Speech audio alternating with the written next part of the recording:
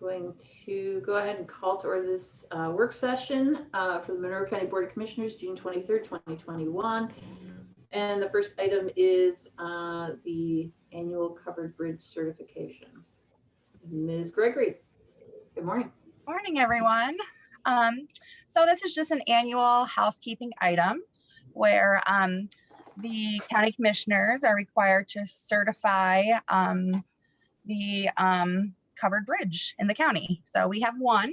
So the form was included with my agenda request there, and it just simply requires your signature that you agree, that we have the one bridge in the county. And then I submit this to the Auditor of State, and we're all set. Sounds simple enough. Comments, questions, Commissioner Jones? Just that it truly is a lovely bridge. It really is. Can we add that? It's the best one in the state, or? We ought to put that up instead of our logo once or twice, because it is a gorgeous bridge. Yeah, agreed. Yeah. Mr. Cockrell, is this something that we can go ahead and do today without having to ratify it, since it's just a certification of a number of bridges, which is fun? Yes, I think this can be done at a work session. Okay, excellent. Just verifying. Let's see if I'll go ahead and make a motion that we go ahead and certify the covered bridges existence in the county. Second. And let's see if there's any public comment on how gorgeous the bridge is, and I don't see any. So with that, Mr. Cockrell, will you please call the roll on signing the certification? Commissioner Thomas. Yes. Commissioner Jones. Yes. Commissioner Githens. Yes. Motion is approved, 3-0. Thank you. All right. Next item is for the Highway Department, and let's see, is Ms. Ridge here still? She's listed. Let's see here. She's on the screen as a panelist. Yeah, I sent a request to unmute, so it's possible she's just not at her computer. Are you looking for me? There you are. We're looking for you. We're on to AccuBrine. Oh gosh, you guys are fast. Hey. Okay, so we let me pull this paper out. So we received the quote for the AccuBrine system for the highway garage. The base price is $93,528.33 for the new system. We're going to wait on all the other quotes that have to come in, like building the building, setting up the trucks, things like that, before we decide on any of the additional options that's on that quote. We're currently working with the architect on the location of the building and the utility relocations. And then as a reminder, the funding for this is in the 1176 fund, but it was $285,000 was provided from NDOT for the system setup cost. And that's been appropriated into a line to be used for the brine system. And if you have any technical questions about brine, Toby's right over here. Excellent. Comments, questions? Hey, Toby. Comments, questions, Commissioner Jones? I was just curious if the state is helping to fund this. Is there, do they see some particular benefit in it? And if they do, what? Sure. Go ahead. So the money was provided when they did I-69. The bridges over I-69 are actually NDOT's bridges. So at TAP, I think Fullerton, Sample, those bridges are NDOT bridges, but they wanted us to maintain the snow and ice on those bridges. And at the time I was not interested, didn't want the liability for the county. They came back to us and gave us a little better offer with this brine system. And I my my theory is to make the brine system where we can grow with it and use it not only for bridges, but for all the county roads. Excellent. Will it take special modification of the trucks? So currently what we're looking at is we can take a tandem truck or a single axle truck and use what is called a slide in tank. So you just slide this tank and sprayer bar is actually attached to that. You slide it in the back of the truck, hook it up, and you can go spray brine. You're done spraying brine before it snows. We hope to get the truck back, take the tank out of it, put in our spreader box and tailgate back on, and plow snow. Sounds like a great system. Thank you. At some point, it would be nice to be able to have those trucks just specifically for that. But we're not at the point yet where we can just donate, just have trucks sitting just for brine in the wintertime. We need to use everything we got. Do you have any plan to expand this to county roads? Yes, that is exactly the plan. That's why we're getting a system big enough. We're getting storage tanks big enough with the system that makes the brine, where we can make enough, where we can not only just hit the bridges. Currently, I want to hit the bridges and also our busier, more highly trafficked roads, and then expand as we get down the road more trucks with tanks where we can get out ahead of the storm and get this stuff down. But the system will be big enough to make as much brine as we want. Sounds like a great system. Commissioner Giffens? Yes, and I think that it's either you or Ms. Ridge that explained in the past too that the brine actually will be less runoff of salt into the surrounding culverts, and that also it's less damaging to the road and to people's vehicles. Yeah, so brine at the best is a 20% solution of salt water. And once you put that on the road, it's a liquid, but once it gets on the road, it dries as salt, and it stays there. Where our granular, we put a lot of granular down, and maybe by the time the storm gets here, it gets beat off by traffic. If it rains before the storm, it gets washed off. We can also add with this system, we can put additives in with the brine that helps work that brine at lower temperatures and also helps it stick to the roads, so it'll stay there longer. Great. It sounds like a really good system. Do either you or Lisa Ridge know when it's going to come back on our agenda for approval? You may know that. I can bring it back for next week. Okay. So we're ready to have this heard as an approval, even though we don't have the rest of is everything else in place to do this at this point, or? No, we're just kind of actually probably doing it in pieces. So that way we can, I know everything gets blamed on COVID, but some stuff it takes so long to get. And it is our goal to try and be ready for this winter.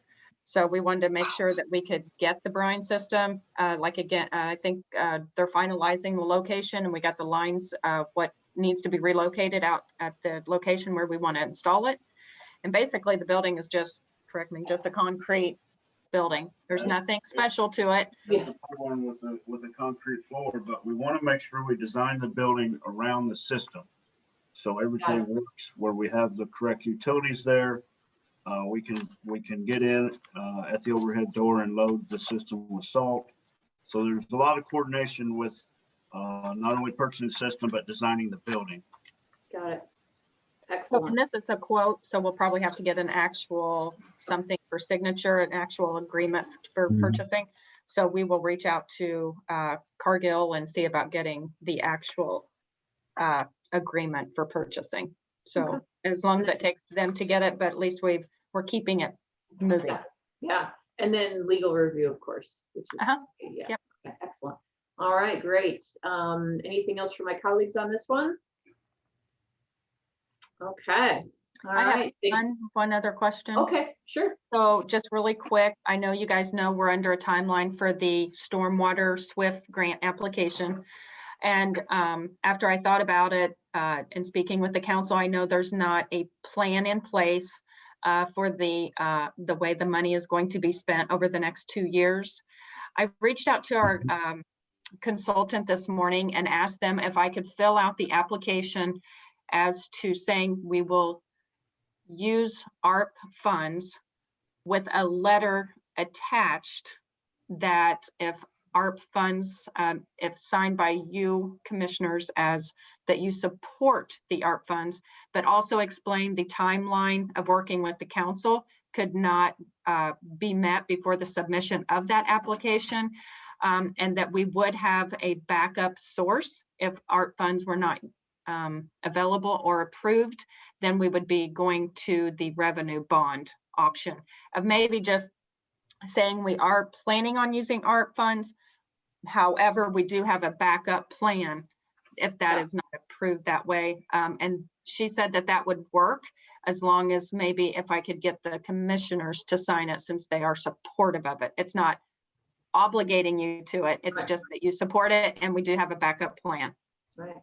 And I want to see if you guys were okay with moving in that direction since we have such the, just 2 weeks before it's due. Yeah, let's, I understand the pressure that you're under and,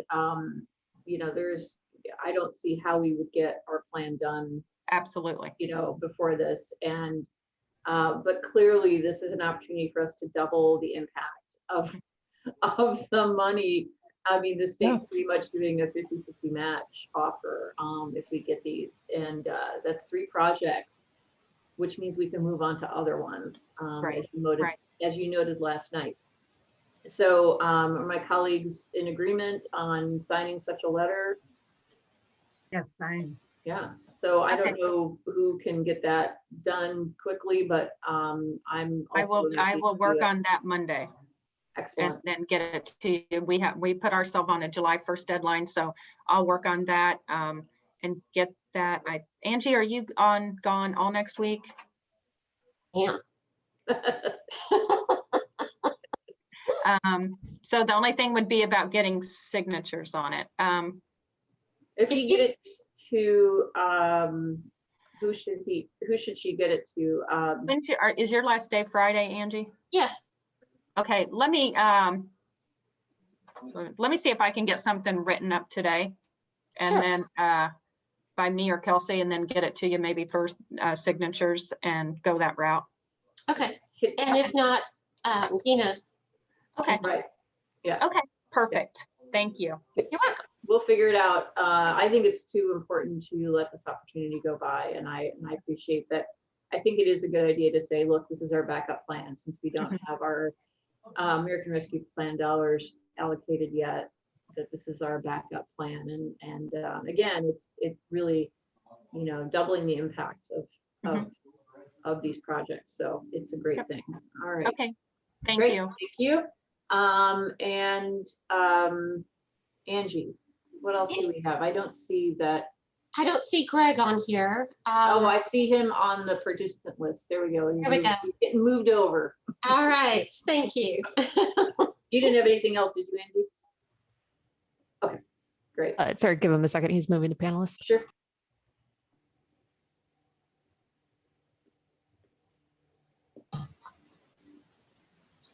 Mr. Crone, good morning. Yeah, sorry, that just kicked me off and brought me back in. So all right, well, you're back. video going here. There we go. Good morning, everyone. Wanted to bring you up to speed how we fared over the weekend from the flooding. Obviously, that was a major issue for the downtown area. Our Futures Clinic located in the basement of the health building to take on roughly 3/4 to an inch of water. The drywall, some of their files, things like that are being affected. The Showers building at 501 North Morton took the worst of it. We had more than an inch of water standing in the lower ground level of that building. Parks and Rec, being the lowest spot in the ground floor, took the brunt of the flood. This was due to backed up storm sewers that just couldn't take the load of the rain coming in. We did bring in, maintenance came in Saturday morning beginning at 6 a.m. and spent the weekend extracting all the water they could with the equipment we have at both locations. ServPro was called in Monday morning to bring in drying equipment. Yesterday, after speaking with Angie and legal, an emergency work authorization was signed to allow them, ServPro, to go ahead and come in and start removing drywall and doing further penetration and moisture tests to make sure we don't have mold going. Carpet was removed in the hallway at the lower level because it is saturated and does smell of septic. So we were able to do the emergency work authorization without public meeting. After speaking with Jeff Cockrell, we were able to quote Indiana Code 5-22-10, which allows us to carry out an emergency work order without public meeting whenever public health is a concern. So that fell under these parameters. Yeah, that makes sense. And of course, all of this has been reported so that it's part of the emergency declaration, the total damage assessment, right? So has all that, this has all been reported to through the 211 system. This has not been reported through the 211 system. I can do that. We've ran it through, yeah, so we can do the grants. Insurance has been notified, but no, I have not run it through the 211 system. Anyone else? All right. All right. Mr. Cockrell. I have an item after this one's done, so Oh, okay, great. All right, great. Thank you, Mr. Crone. Thank you for your hard work. I know that it's not pleasant work and it's important to get it done. So thank you for jumping right on that. I appreciate it. Absolutely, and we'll get the 211 taken care of. Excellent, thank you. Before we get to Mr. Cockrell, let's go to Ms. Cottle. Is that okay, Jeff? it's the same one. Oh, well, never mind. Tag team, please. Yes. I've been working with Penny. We're in discussions with the IU Health, City of Bloomington, and Indiana University to extend our agreement with Medix and the use of that site for the COVID testing. We don't really have a firm how long it's going to be or anything like that yet. But our current agreements all end on June 30th. And so wanted to get you guys alert that we're talking about that. Hopefully we'll have some information by the end of the week as to the length and then start working on the agreements. I was planning on putting a cover sheet on your agenda for next week to indicate there's three different agreements, possibly four if we look at the cleaning agreement as well. But I won't have the actual documents. I don't think the actual documents will be ready in time to make it to your agenda. So we kind of wanted to get on this work session to let you know we're working on it. We know what needs to be changed, and we just need to figure out, kind of the nuts and bolts of it. But it's kind of a quick turnaround item, so it should be on the agenda next week. And Penny, you can add on if you need to. Yeah, you did a great job as always. We are just as much with the local partners as working with the state to just get confirmation about what we need from them to make that happen. So it's looking good. Just need the confirmation. Excellent. And just given the variance and the fact that our vaccination rate isn't at 70%, I think it's really great if it all works out, and it wouldn't be through any fault of our own, but I appreciate everybody's hard work on getting this together just in case it can happen. That would be a great thing, I think, for the county. So comments or questions from my colleagues? No, I'm just glad that this is going to continue. Yeah, if we see a surge because of the variants, I'm really pleased that we'll be able to continue to offer this, and this will still be without charge to individuals coming in for testing, correct?